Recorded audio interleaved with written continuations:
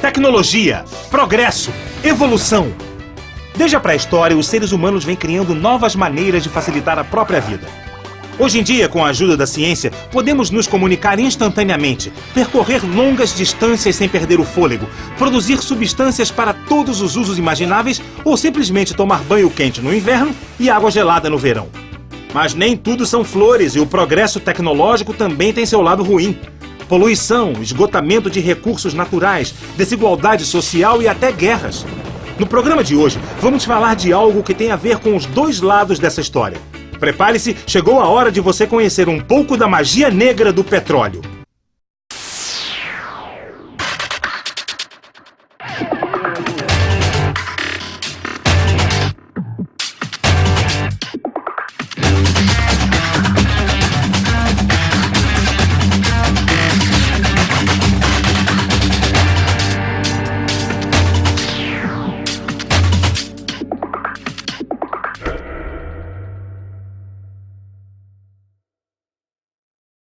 Há muito tempo atrás, nesse mesmo planeta, viviam seres enormes e assustadores, os dinossauros.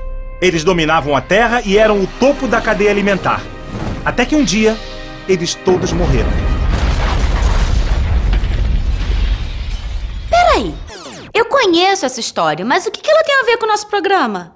Bom, Kika, acontece que a hipótese mais difundida para a origem do petróleo é a de que ele foi produzido a partir dos fósseis de seres pré-históricos. Tanto que até hoje, muita gente associa diretamente petróleo a dinossauros, o que é um exagero. Na verdade, os dinossauros têm apenas uma pequena participação nesse processo e os seres pré-históricos que mais nos interessam são bem menores e inofensivos. Segundo a teoria biogênica, a principal matéria-prima do petróleo são compostos orgânicos decorrentes da decomposição de algas e zooplânctons que se acumularam no fundo de oceanos e lagos. Esse material fóssil, depois de soterrado por diversas camadas de terra, teria se convertido ao longo de milhões de anos em petróleo.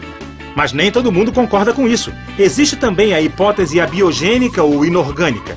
Nela, o petróleo teria origem a partir do metano, um gás composto de hidrogênio e carbono.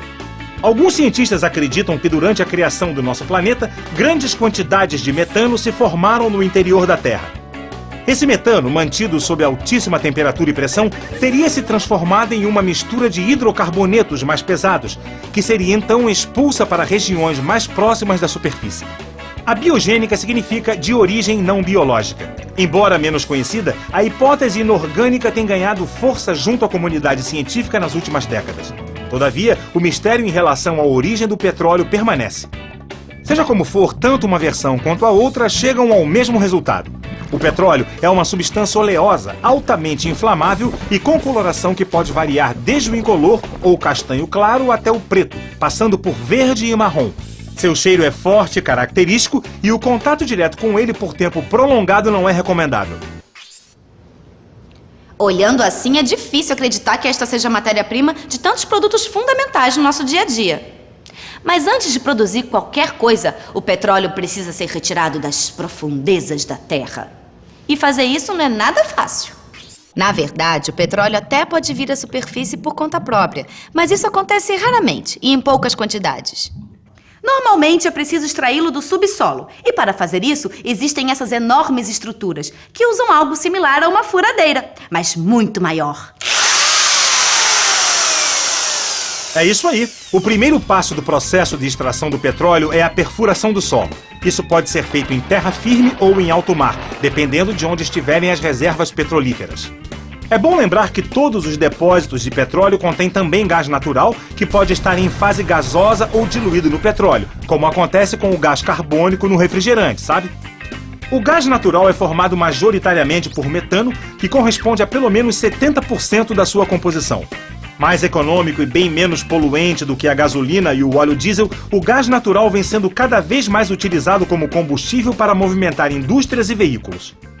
Atualmente, a indústria petrolífera é capaz de extrair petróleo e gás natural a quilômetros de profundidade. Mas você sabia que civilizações do Mediterrâneo já utilizavam essas substâncias há mais de 5.000 anos? Pois é, até a palavra petróleo é antiga. Ela vem do latim petroleum, que significa óleo de pedra.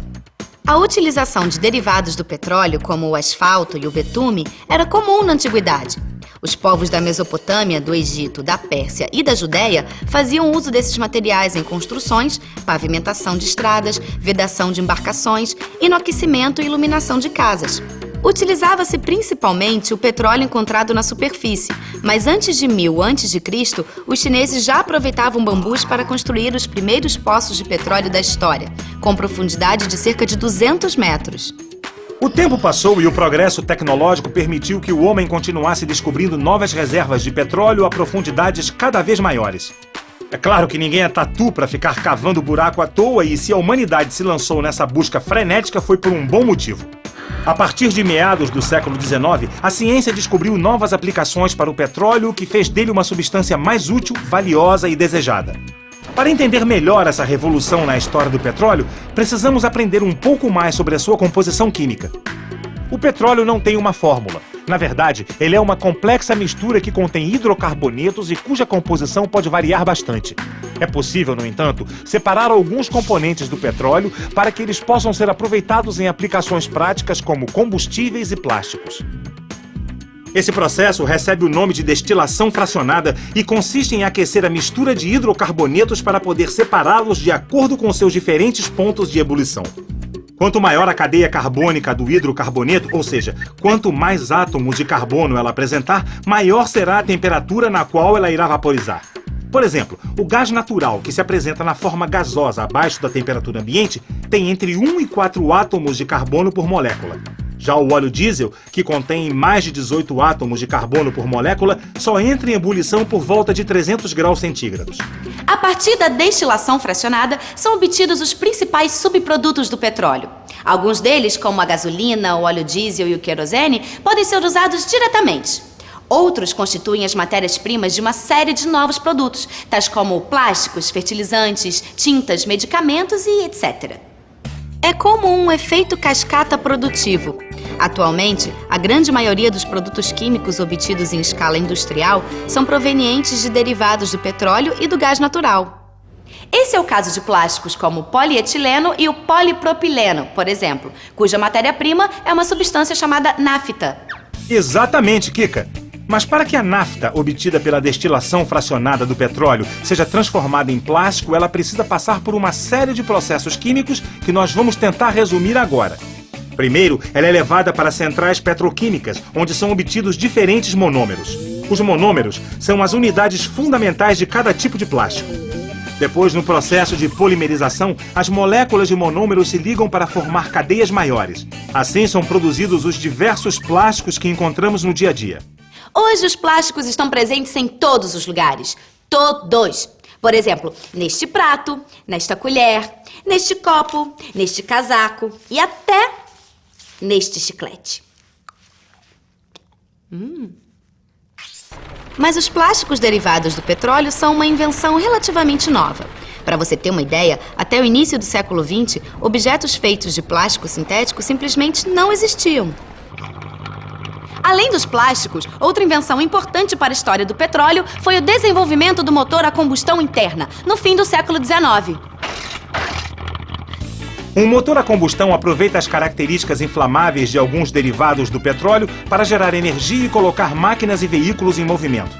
Na teoria, o resultado da queima da gasolina com oxigênio é o mesmo da combustão completa de todos os hidrocarbonetos: dióxido de carbono, água e calor.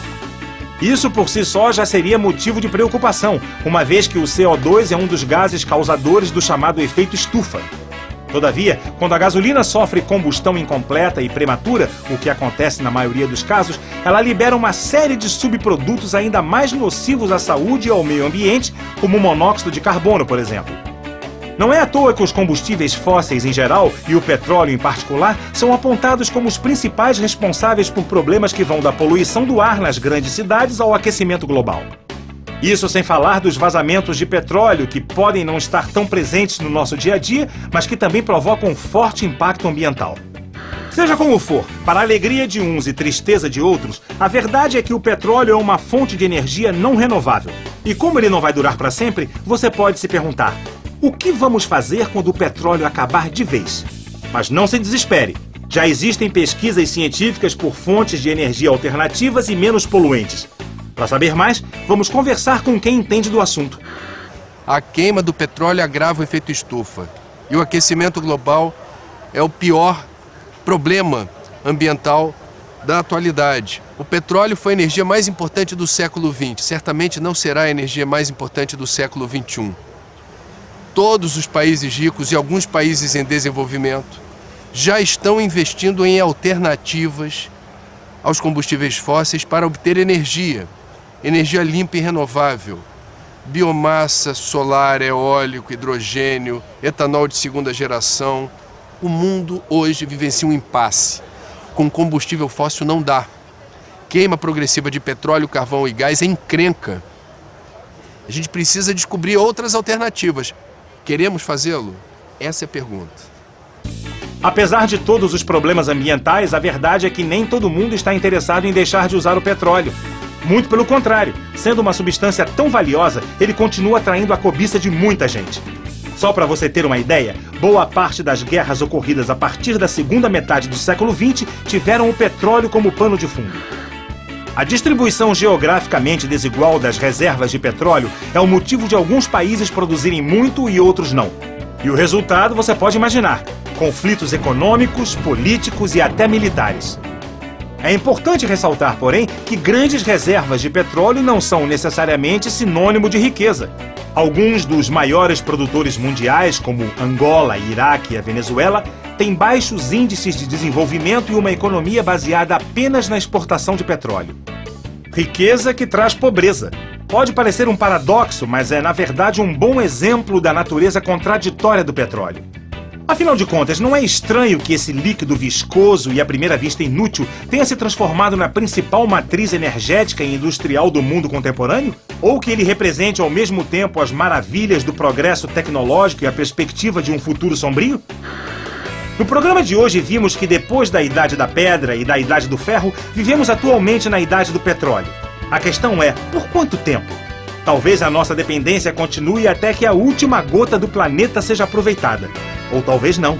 Mesmo porque, como você já deve saber, a Idade da Pedra não acabou por falta de pedras.